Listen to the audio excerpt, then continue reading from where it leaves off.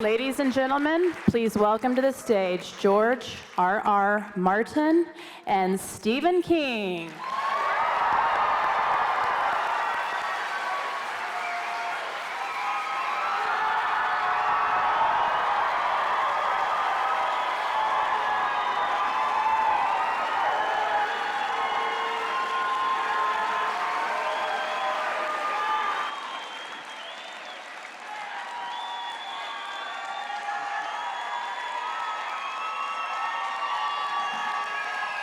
Thank you. It's all downhill. It's all downhill from here. My, there are a lot of them. Yeah. Well, good to see you all. And Steve, welcome to the land of enchantment. Thank you. Have you been here before? Do you know New Mexico? Yeah, I've been to New Mexico before, but probably I wasn't entirely straight at the time, and this time I am, so there's a big difference. Yeah, I've been to Taos, so listen, you know, this guy's a native son, and he's terrific, okay? And before we do anything else, I have to tell you that that I had not read any of the Game of Thrones books. This goes back about, I'm going to say about 6 years, and I had kind of a thing where I said to myself, you know, probably don't want to read these things because, you know, I tried to read Robert Jordan and I couldn't read any of those books, and so I thought probably these are just terrible. So, you know, I didn't have any real urge to go into them. My wife had them all, but my wife and I don't talk that much about books. We talk about everything else. So here's what happened. I was down in Florida. I don't want to go there, but we turned 65 and it's the law. So we were down in Florida, and I drove down, and we were having dinner with some friends when we were down there, and I started to have what I thought was a cramp underneath the left knee. And by the time that we got back to our house, I could barely walk, and I just had to kind of pull myself up the stairs. And pretty soon it was all down my leg and up to my hip and everything, which scared the shit out of me because I'd had an accident before where some guy hit me with a van, and that was on the right side, and this leg is not as strong. So I went to the doctor, and the doctor said, well, you're getting on in years, you have sciatica. And I said, how long is this going to last? And he said, it will go away when it goes away. And it was, sciatica is this weird thing. Usually if you have a back problem, it's in your back. But this was in the leg, and somehow it's worse when you lie down. So I couldn't really sleep, and I had a book that I was supposed to record. We were in the Sarasota area, and I had to go to Bradenton, and it hurt to drive. Everything hurt, and I couldn't sleep. So one night while I'm awake, I'm saying to myself, well, I'll try one of these fucking George Martin books and see if this thing is any good. And it just carried me away. It just carried me away. The books, which are what books are supposed to do. And what I had not expected, the last thing I had expected from those books is what page turners they are, you know, and I just got lost. And so when I couldn't sleep at night, I read the books, and then when I had to go and record this thing, I had the audio versions, and I'd plug in the CDs in the car, and they saved my life, man, so thank you. Well, I'm glad, because you've written many terrific books since. And it would have been a shame not to do that. Steve and I actually knew each other back in the old days, by which I mean like the 70s and the early 80s. In those days, he used to go to science fiction and fantasy conventions, where you know, we would run into each other at the World Fantasy Convention. We played poker together. We played poker together in a St. Louis convention, Archon. Nickel, dime, quarter. And I learned then a valuable lesson. You cannot bluff Steve out of a pot, even if you raise a whole quarter. He just called all my bluffs. But well, welcome back to New Mexico. It's great to be here. And Yeah. you're here with the concluding book of the Mr. Mercedes trilogy. Right. Which, And you know, I got to say that I'm doing this with George now, and like last month, George did a conversation like this with my kid, Joe Hill. His name is actually Joseph Hillstrom King, but he didn't want to be. He didn't want to feel that he had made a success or whatever on my coattails, so he wrote under this pen name. And he's got a book that is currently on the New York Times bestseller list. It's called The Fireman. It's terrific. yeah, it's amazing. An amazing book. An amazing book. And at the Jean Cocteau Cinema in Santa Fe, we still have signed copies. Yeah. So drive up to Santa Fe and get an autographed Joe Hill. That's right, and it's terrific, and you should buy it, but you should buy my books first because I'm older, and I'll die sooner, so there. What do you want to talk about, George? Joe was a great interview. Actually, I'll start with an embarrassing story that Joe told me. So when your name somehow came up in conversation with Joe, I think it was before he made us all play kazoos. We're not going to make you play kazoos, by the way. So you can. I guess we've disappointed them. We should break out the kazoos. Yeah. And I got a kazoo story I got to tell, but Joe said that you and your wife were old hippies. And when he was growing up, every once in a while, you would cheerfully announce, "Tomorrow is Naked Day." And then Yes. he and his siblings would have to cover their eyes as you and Tabitha walked around the house all day naked. Yes, I've heard that story from Joe many times. It's not true. And that story tells more about my son's ability to fantasize than anything else. No, it isn't true. I got to tell a kazoo story. Joe handed out kazoos because he wanted to get people involved and do a sing-along or something like that. And I said, well, maybe you can get him to play kazoos because almost everybody can play kazoos.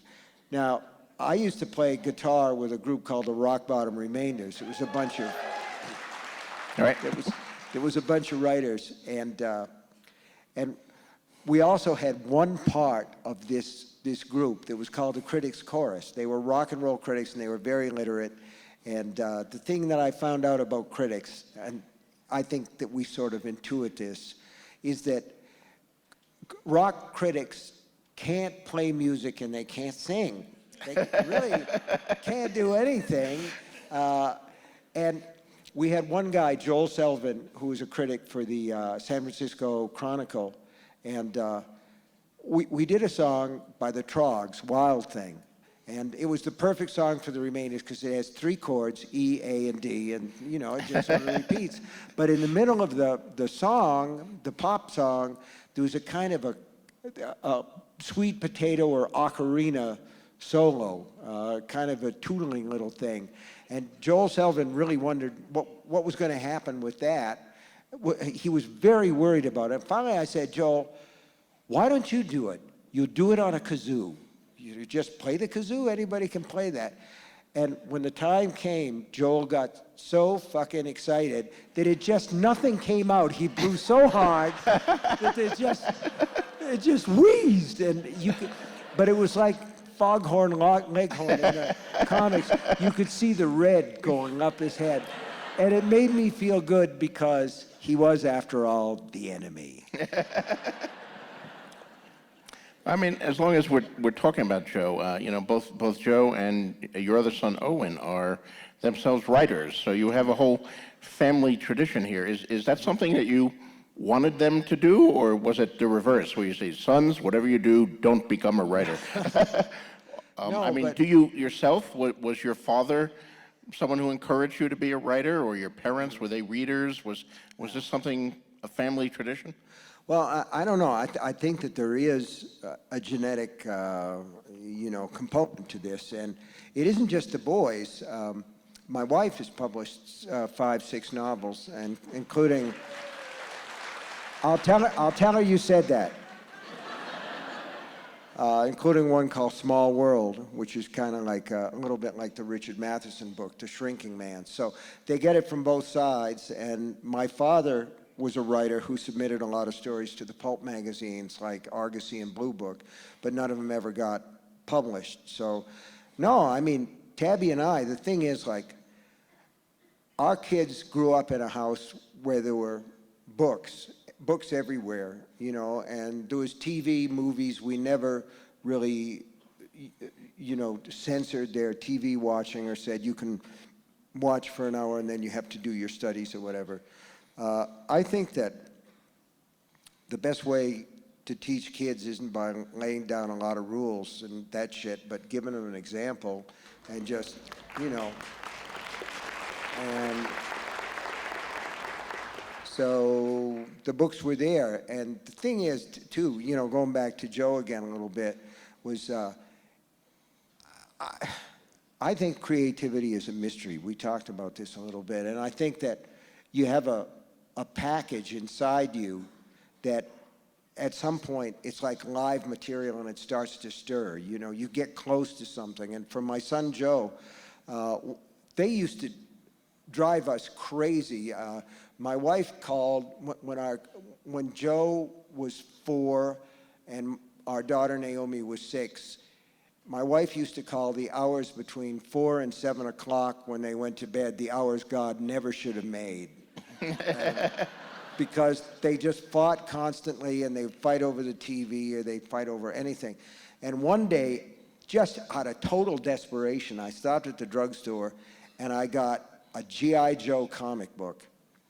And I took him on my lap, and that was the end, man. That was the end of the fighting. That was the end of everything, because Joe just fell into that comic book world. And now he's got a comic series that he's written for years called Lock and Key. And he's been successful at that, too, so. It's interesting that your father was a writer who was trying to sell to the pulps but failed at it, and yet, did he encourage you to write even though he had failed at it? You know, my father was a longshoreman, and he certainly didn't. In fact, he said just the opposite. Son, you don't want to wind up on the docks unloading a ship. Do something else, but don't be a longshoreman. No, my father didn't encourage me to do anything because he split when I was 2. My brother David was 4. He said he was going out for cigarettes, and it must have been a rare brand because he's still looking, so far as I know. But, yeah, so my mother raised us, and she was a reader herself, and she read to us, and she read comic books when we brought them home. She didn't like it, but she would. And I remember very vividly when I was about 7 years old, sitting out on the porch in this apartment where we lived in Stratford, Connecticut, and she read us Dr. Jekyll and Mr. Hyde. And I kind of, you know, that was another thing that sort of tripped my dials. But around that same time, we were living in apartments in Connecticut, and my mother was working. She worked in a laundry for a while, and she worked in a bakery for a while, and she was a housekeeper for a while. And we didn't have much because our dad left her with a lot of bills when he ran out. But my brother came running into the room one time. We were latchkey kids before there were latchkey kids. So we got home from school. My mother was working. We had the apartment to ourselves. And David said, "You got to come up to the attic. I found a whole bunch of our dad's stuff that our mother had, you know, stowed there." So we went up, and there were boxes and boxes of stuff. He was in the Merchant Marine, and there was stuff from overseas, and there were little, you know, Japanese dolls, and there were drink coasters that from foreign places, ports of call, as they used to say. And there was a box of books, and they were paperbacks, and the one on the top was The Thing from the Tomb by H.P. Lovecraft. And when I saw that, I said, that's really scary. This is what I want to do. So. Well, I think you've done it. How did it happen for you? When did you start to do it? Why? Why, George? Why? Tell us why. I started writing stories really young. I mean, and since I'm a pack rat, I still have most of them. I mean, I have one of those speckly black and white school notebooks filled with an encyclopedia of space, where I would draw a planet and then I would write, you know, block printing, because I hadn't learned to write yet, so I must have been like 5 or 6 years old, the characteristics of this planet. And, you know, the planets were like circles colored in with crayons. Mars was red and Venus was green and all that. But I had mixed up Mars and Venus with like Mongo and planets that I entirely invented, that I was making up my own planets to add to the solar system. These people don't remember Mongo. They don't remember Mongo? Ming, the Emperor. Ming the Merciless. Flash Gordon. Flash Gordon. Not to be Dale confused Arden, with Dr. Flash Zelkoff. Gordon, an entirely different movie. And then I I remember I used to buy these little aliens that they sold at the 5 and dime store for 15 cents each. Little plastic aliens, and I got the whole set of them and played with them and invented personalities for all of them. I decided they were a gang of space pirates, and the one with the big head was the chief, and the one who was holding a weird weapon was the torturer. I had to have a So torturer basically, you're right saying from the first. you were crazy. Basically, yes. Yeah. I think it was partly, I mean, we didn't have much money. I lived in Bayonne, New Jersey, in the federal housing projects. My father went through long periods of unemployment before he finally got on as a longshoreman. We had no car. We lived on First Street. My school was on Fifth Street. That was my world. It was 5 blocks long. So books and comic books, which I also read vociferously, were my ticket to a wider world. I dreamed of, you know, what the hell was on 8th Street? I had no idea, you know? A whole different world with alien peoples. And on First Street, of course, Bayonne is a peninsula, so there's a deepwater channel called the Kilvan Col that separates Bayonne from Staten Island, New York. So I would see the lights of Staten Island from our windows in the dark, and that was, you know, Shangri-La to me. And I invented all these stories to kind of explore the world. Yeah, I think that the same thing is true for me. I just started to fantasize at some point, and then I began to put the fantasies down on paper. And this is a wonderful job, but it's a strange job in that the stuff that I've written, there's one story called Survivor Type about a doctor who is muling heroin into the United States, and his ship sinks, and he is the only survivor, and he winds up on this rocky island where there's really nothing. And there are a couple of birds, and there's some water that gathers in cracks in the rocks, but he catches one of the gulls and eats it raw. And while he's chasing another one, he snaps his ankle, and after that he can't catch the birds anymore. But he does have all this heroin, and he is a doctor. And at that time, I was living in a little town in Maine, and we had a retired doctor who lived next door. So I went over to him and I said, Dr. Drews, how long could a man survive by cutting off pieces of himself and eating them? And he gave me this look like, well, like I was fucking crazy. But I persisted, and finally he said it would depend. First of all, he would die if he didn't have anesthetic. And I said, well, he's got anesthetic. He's got plenty of anesthetic. And then I said, but what would be the biggest problem? And he said, the biggest problem in a case of cutting pieces of yourself off, you see, I got this idea because miners in cave-ins, when they run out of water, will drink their own urine.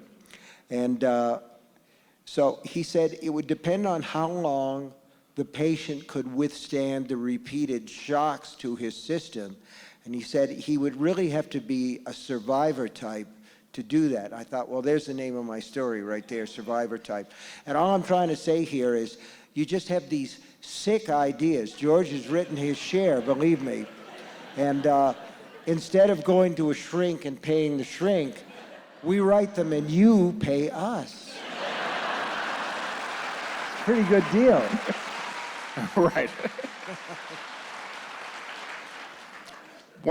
I mean, did you always dream of being a writer?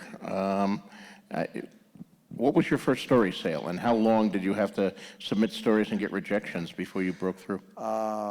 Yeah, I wanted to be a writer. That was, for me, that was the thing that I really cared about because I really liked to do it. From an early age, I was getting something back. You always know, like, when a kid finds his sweet spot because you don't have to tell him to practice. It isn't practice, you're getting something out of it. So I started to write stories and submit them around the age of probably 12, my first submissions. And I submitted them to Forrest J. Ackerman. Oh boy. Who had Famous Monsters of Filmland, and he had other magazines. There was a magazine called Spacemen, I think.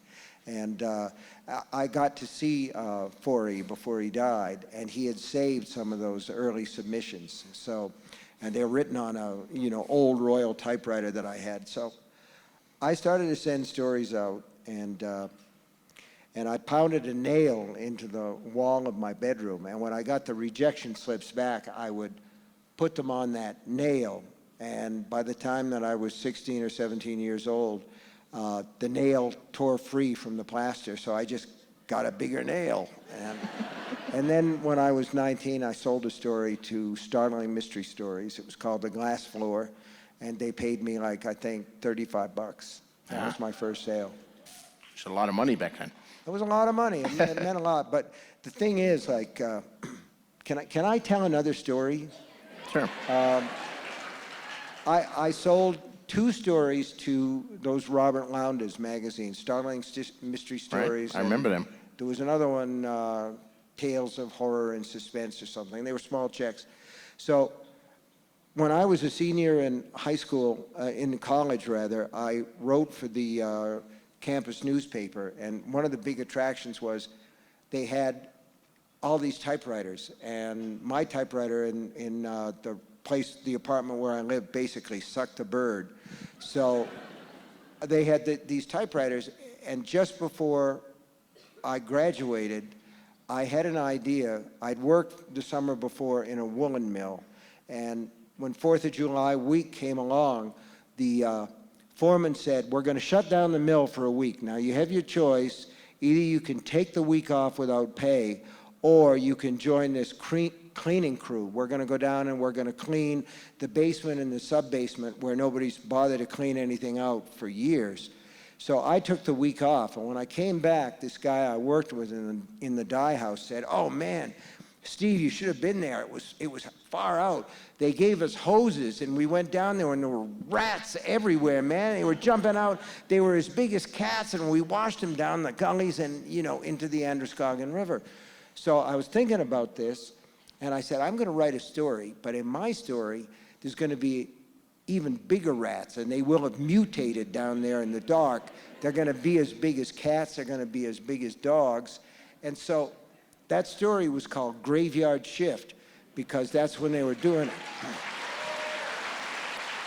it. And so I was working on this story, and one of my friends came in, Mac came in, and he said, "What are you doing, Steve?" And I said, "Well, I'm writing a story about giant rats under a mill, and this cleaning crew is kind of besieged by these rats and driven backward." He said, "Man, that's great." He said, "What you got to do is, like, one of these guys goes crazy and he's running around and he's ripping rats' heads off, and flinging the bodies beside and everything." And I thought to myself, it's good, but it's not literary, okay? It doesn't have that sort of like feeling, that kind of like John Cheever, John Updike kind of feeling. So what I did instead of that was, because he was on the right track, he wasn't shooting high enough. So in my story, one of the guys is bitten by rats all over his legs, and he screams, and while his mouth is open to scream, a rat climbs into his mouth. And I just wanted to try and, do it as elegantly as possible. So you can feel the rat's fur on the roof of his mouth and the legs scrabbling at his chin and his throat as the rat grabs hold of the guy's tongue and rips it out of his mouth. And I sold that story for $200. Okay? Which is more than 35. Pardon me? Is more than 35. It was more than 35. You were moving up in the world. That was to Cavalier magazine, and I sold a bunch of others to those. I got married the next year, and we had a little girl, Naomi, and when she got the ear infections, my wife would say, "Hurry up, think of a monster." Oddly enough, rats helped launch my own writing as well. They've been good to us. Rats have been good to Steve and George. Yes. I think I was a sophomore in high school, and I was kind of a nerdy kid. I wasn't one of the cool kids. I wasn't good at sports. I was good at, honor roll and stuff, but that doesn't cut any slack in school. That just gets you more abuse. But sophomore year, one of my English teachers was teaching Poe's Pit and the Pendulum. And he said, this story has a terrible ending. If you remember that story, the guy's in the pit, the pendulum's coming lower and lower, and then suddenly in the last paragraph, trumpets sound, and the pendulum pulls up, and he's saved. The Inquisition is in the hands of its enemies, is the last thing. And my English teacher said, this is a classic example of the Deus ex machina. So our assignment was to write a better ending for the pit and the pendulum. Oh, boy. So I wrote an ending where the rats came out and ate the guy, and they ate his cheeks, and they ate his toes, and they ate his face, and the pendulum cut him in half, and he died horribly, screaming in horrible pain. I thought it was a much better ending than the one that Edgar Allan Poe came up with. It has a certain uplift to it, I feel. It does.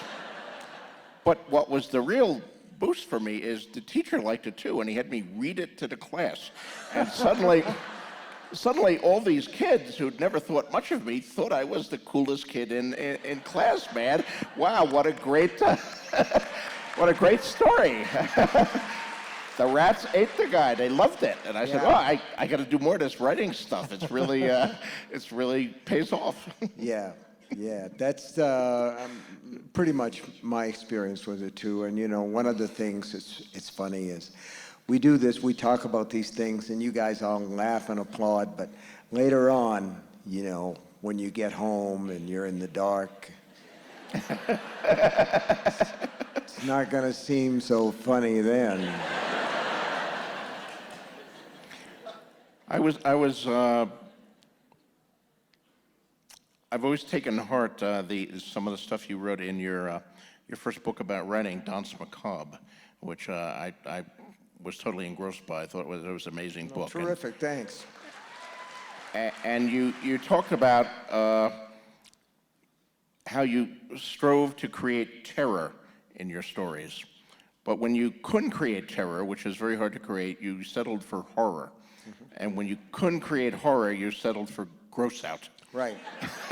What I said was, I'm not proud. And, I took that to heart and adopted that kind of philosophy myself. And I can still see all that going on in your books. I think the rats in the mouth are probably the gross out, would you say? Yeah, I would say that's the gross out. And probably the survivor type story is a gross out too. But there are other things where I think it sort of depends on the story and what you want to put across in there. I did a book called Full Dark, No Stars. Thank you. Those are nasty stories in there, and one of the stories is called A Good Marriage, and I got sort of fascinated by Dennis Rader, who is called BTK, Bind, Torture, and Kill. And he had killed 8 or 9 women over a period of years. And when he was finally caught, his wife didn't know. She didn't know that she was married to this monster, this psychosexual, homicidal maniac. And a lot of people didn't believe her, but I did, and I wanted to write a story about a woman who finds out that she's married to a man who's a monster. And that was like what I would call terror, her situation there. So it varies from story to story. But I don't necessarily think that the gross out is a bad thing. No, No. it's I'm fun trying- in odd ways. The rats have done very well for both of us. Yeah, I would say so. There are plenty of gross out moments in your books, George. Well, there are, yes. Yeah. Although I've never done shit weasels as you did in Dream Catcher. Yes, shit weasel's not one of my finest accomplishments.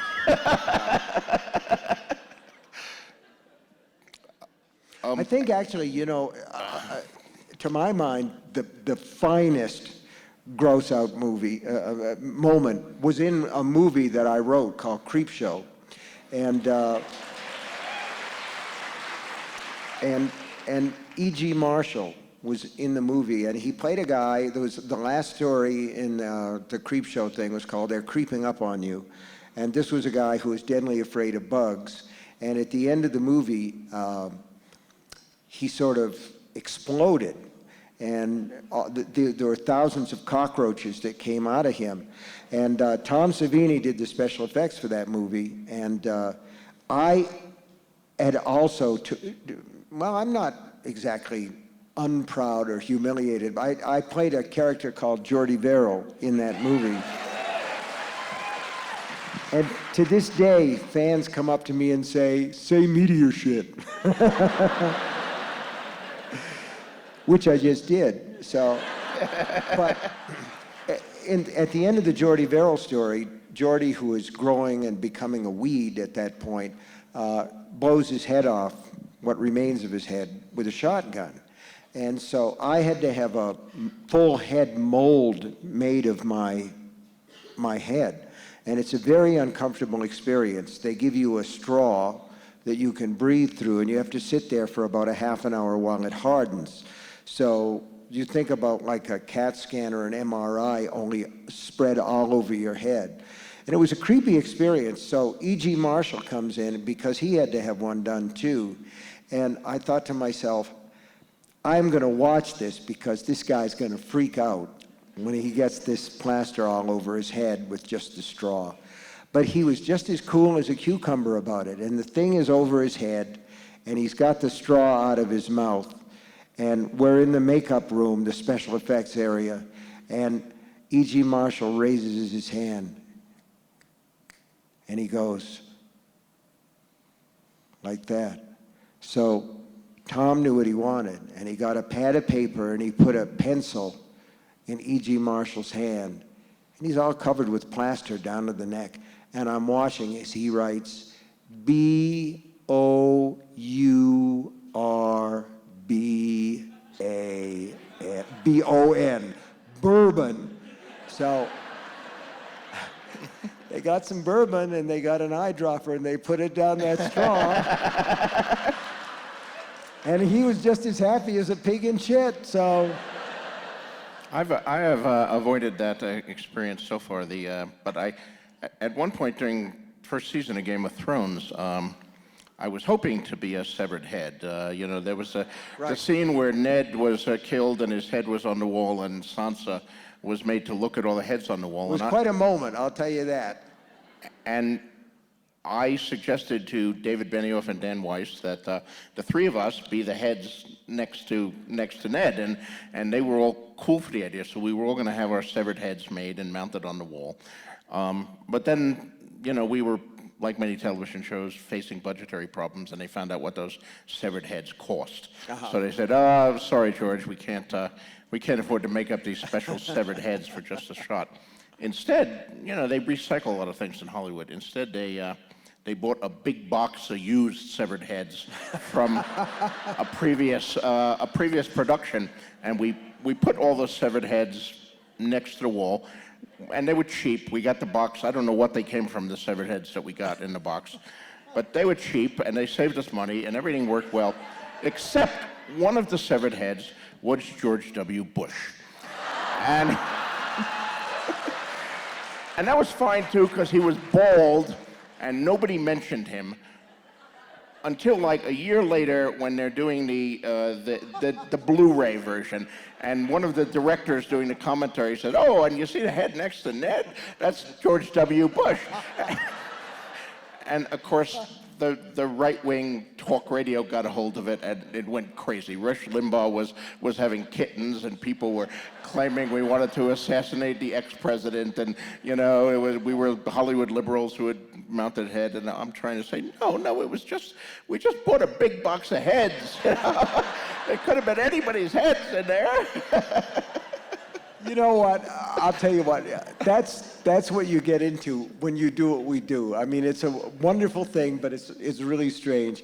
We did a mini-series of The Stand, and we filmed a lot of it out here in the West. Thanks. Thank you. And we filmed a lot of it on location in Boulder, Colorado, because a lot of it's set in Boulder. And we did this one scene where Harold Lauder and he's on this burial crew, and they go into a church where the people have gone when they are sick before they expire, and the church is full of dead people. So we needed to fill a church with dead people, and the director, Mick Garris, had a call in to some special effects people that he knew that had worked with a couple of other directors who'd done zombie pictures. So the people in Boulder were treated to the sight of 2 pickup trucks full of dead bodies. They were coming to this church on the west side of Boulder, and they were all spongy, because that's basically what they are, and they're all kind of bouncing up and down, and it was very realistic. They really looked like, dead bodies, which they're supposed to look like, because it's... So let's talk about something Moving a little right more along. serious for a moment here. Let's talk about a little bit about End of Watch and the Mercedes thing here. Your villain, and you guys haven't read it yet, but it's terrific. I think you'll like. I hope you've read the first 2. If you just picked up this book here, you have 2 more to read before it. That you have to read them in the right order, because it's a trilogy, starting with Mr. Mercedes. There you go. Buy them all and give them to your friends.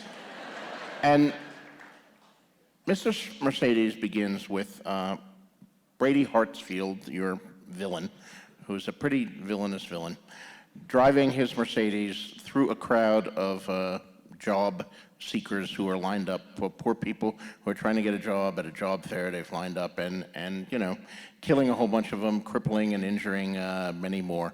A completely unmotivated act of random violence. And of course, all of us have this in mind these days in light of just what happened in Orlando. And yes, the situations are different. Brady Hartsfield used a Mercedes, and the shooter in Orlando used a semi-automatic weapon and had allegedly motivations, political motivations, ISIS, hate crime motivations, hatred of gay and lesbian people. But it seems to me that there's a similarity there, this just desire to kill people, perfect strangers who have never hurt him or done anything to him, and all that. This is a really kind of dark side of the human psyche. Mm-hmm.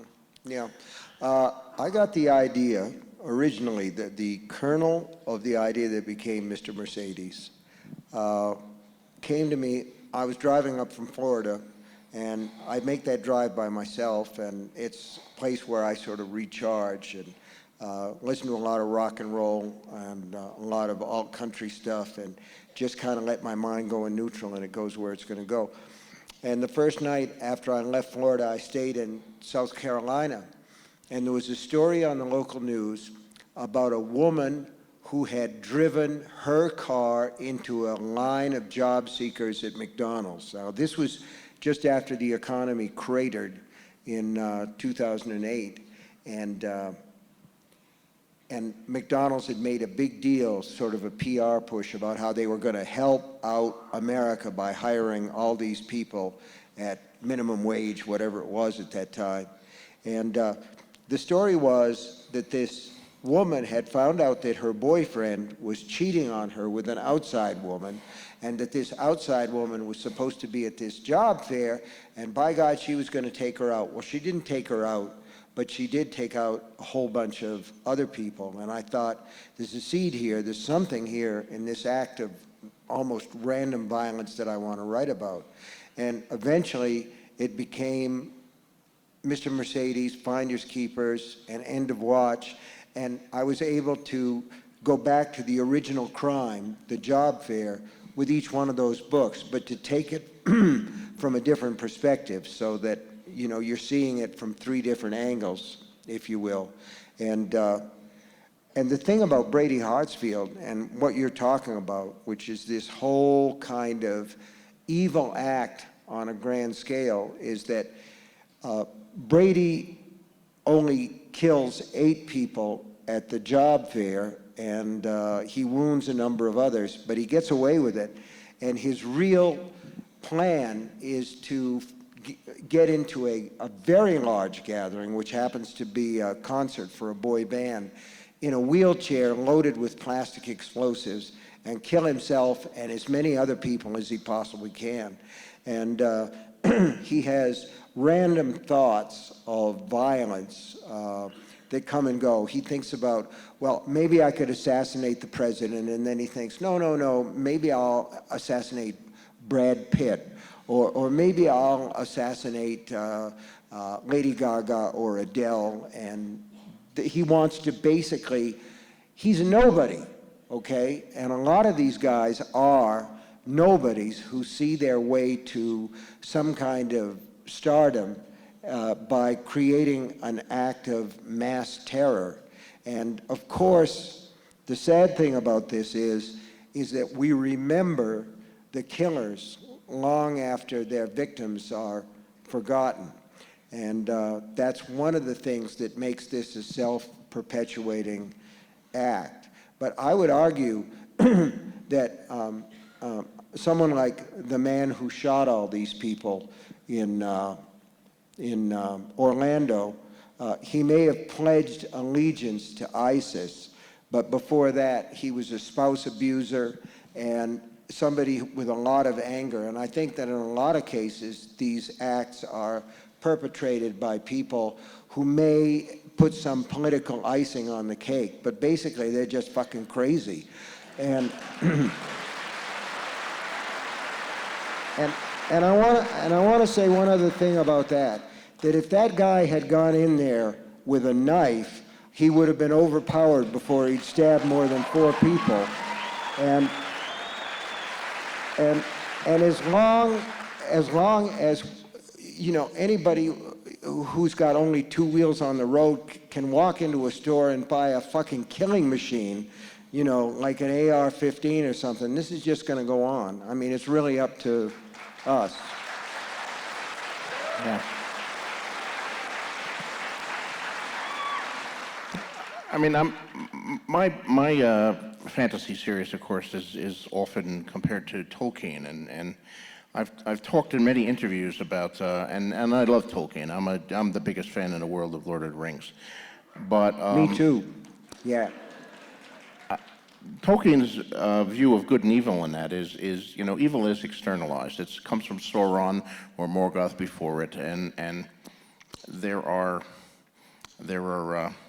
you know, orcs who are absolutely irredeemable, and you know, the good people get together and stop the orcs, and most of the good people are good. I've always been more attracted to gray characters, and I've said in many interviews, well, I do think the battle of good and evil is a great subject for fiction, but in my view, the battle for good and evil is waged within the individual human heart, and it's our decisions. We're all partly good and partly evil, and we make decisions every day, and we may do a good thing on Wednesday and then an evil thing on Thursday, or a selfish thing, and it's all very complicated, and that's kind of the approach that I've taken. But I'm also a huge fan of Lovecraft, and I think you are too, from reading some of your books, and I see Lovecraftian influences in things like the end of revival, the vision of the afterlife there is a terrifying Lovecraftian moment. The short story, the name I'm forgetting, about the standing stones that everyone who sees them gets OCD. That's a very Lovecraftian story. It's an easy title to forget. It's just N. Really? Okay. Yeah. And The Mist. The Mist is another incredible story. Very Lovecraftian. This mist escapes, and who knows what the hell is in there, but it's really scary in there. It's going to be a TV series from Spike, too, and I think it might be interesting. Wow. But, even though I see the Lovecraftian things, when I look at your books, the real villains are the people. I mean, Carrie kills a lot of people in that high school, but she's not the villain. The villain is the mother and the other kids who torment her and do that. Misery. Annie Wilkes is what a horrifying creation, and one that both you and I live in constant terror of, and any successful writer. Right. And by the way, we were talking earlier in the green room there, and Steve asked if anyone ever showed up at my home, and people do occasionally show up at my home. But the creepiest thing that ever happened to me is one day there was a package in my mail, and I opened it, and it was just a paperback copy of Misery, with no letter, nothing, just some unknown fan. It was from your number one fan. I mean, Under the Dome, maybe you could say the aliens are the villains who've trapped it, but it's really the horrible, ordinary people under the dome who start doing these incredibly horrible things to each other. And Brady Hartsfield is a very clear and vivid example of that. Just a human being who's, The Mist is another one. I mean, there's the Lovecraftian monsters, but it's the crazy religious woman inside in the thing who really makes things 1,000 times worse.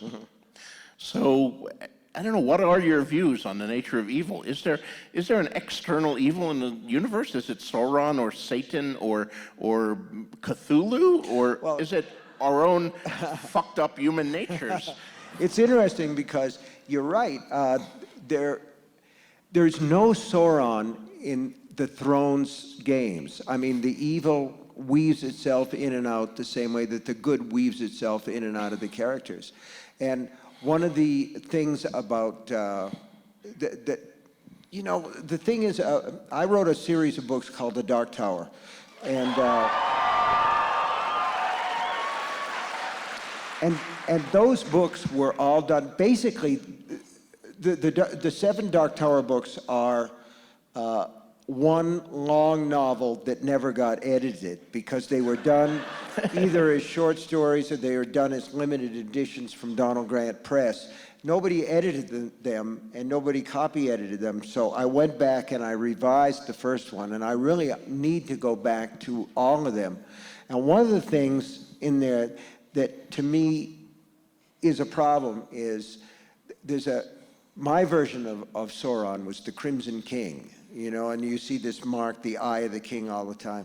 That's outside evil, and in a way, outside evil is a more comforting concept than, the idea that the devil made me do it is a way of shucking responsibility and saying that I'm not there. So I think that we all understand that evil is inside a lot of people, and yet at the same time, I think that what a lot of, and I'm not expressing this very well, but what a lot of horror fiction does and what a lot of fantastic fiction does is it allows us to grapple with the outside evil that strikes us. You get a call on the phone that says, your cousin is dead because he was in that Orlando nightclub, or you get a call like in the thing that makes end of watch start. You get a diagnosis from the doctor that says you have cancer and you're probably going to die within the course of 16, 17 months because this thing's just gone too far, and it's the kind that's, you know, in the book it's pancreatic cancer. And it's not a spoiler really because it's on page 9, for Christ's sake. So, you know, so don't yell at me. I hate this thing about spoilers. Wow, wow, wow, you spoiled this, you spoiled that. You can't spoil a book. Jesus Christ, it's a story. I mean, you go in there to have the experience. It isn't like, you know, getting a G.I. Joe from the, you know, in your cereal box or something. I told you I'm not is the sled. I'm not expressing that very well. So there are two kinds of evil. There's inside evil and there's outside evil. And I think that when we have the stories like, you know, N and the Lovecraftian stuff, we're trying to cope with the sort of things that happen in our lives that are bad things that we don't understand. Mm-hmm. George, we're going to have to wrap this up pretty soon. Is there anything that you've always wanted to ask me? Because, George, I will. Yes, there is something I want to ask you. All right. How the fuck do you write so many books so fast?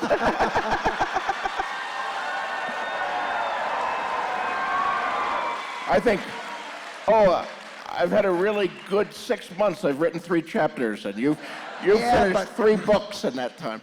Here's the thing, okay? There are books and there are books. The way that I work, I try to get out there and I try to get 6 pages a day. So with a book like End of Watch, and when I'm working, I work every day, 3-4 hours, and I try to get those 6 pages and I try to get them fairly clean. So if the manuscript is, let's say, 360 pages long, that's basically 2 months' work. It's concentrated, but it's but that's assuming that it goes well. And you do hit 6 pages a day? I usually do. You don't ever have a day where you sit down there and it's like constipation and you write a sentence and you hate the sentence and you check your email and you wonder if you had any talent after all, and maybe you should have been a plumber. Don't you have days like that?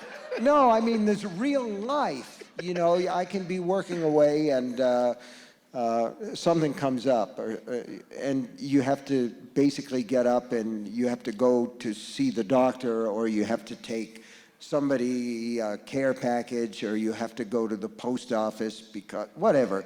But mostly I try to get the 6 pages in, although entropy tries to intervene. You know, I did an event at Radio City Music Hall for charity with John Irving and Joe Rowling, and this was the time, J.K. Rowling, and this was at the time that she was finishing the 7th Harry Potter books. And I know that I've been very fortunate as a writer, and you've been terrifically fortunate as a writer. You worked for a long time, wrote a lot of good books, won a lot of awards, and then out of nowhere, all of a sudden, this crazy thing happens where all these books are suddenly New York Times bestsellers, and God knows it's deserved, but it's a sort of sudden thing. And here's the other thing, okay? People yell at you and say, we want the next book, we want the next book. They're like babies, we want the next book right away. I mean, it's a great thing to want that, but the pressure that you feel or I feel compared to that final Harry Potter book, you know, everybody wanted that, and she came to New York and she was nearly finished with it, and she'd agreed to do this event. And Joe was trying to do 3 things at once. She was going to do a vacation with her kids. She was going to finish the last 5 or 6 chapters of the 7th Harry Potter book, and she was going to do this event. And she showed up to do the sound check at Radio City Music Hall, and she was dressed like any housewife or mother or anyone who was on vacation. She had a shell top on and white clam digger pants and loafers or sandals or something, and her hair tied back in horsetails. And we were trying to talk about what we were going to do and everything. And the Scholastic Press publisher is pulling her aside and talking to her. And Joe was very polite. But when she came back and talked to me, she was really, really angry. And what she said was, they don't understand what we do they? And I said, how can they understand when we don't understand? All too true. Yeah. But I do understand that our hour is up, sadly. We could go on for 8 more hours here, so I hope you come back to the land You of guys enchantment have been someday. great, and George has been great, and thank you so much. Thank you. Thank you. Thank you. Read more books.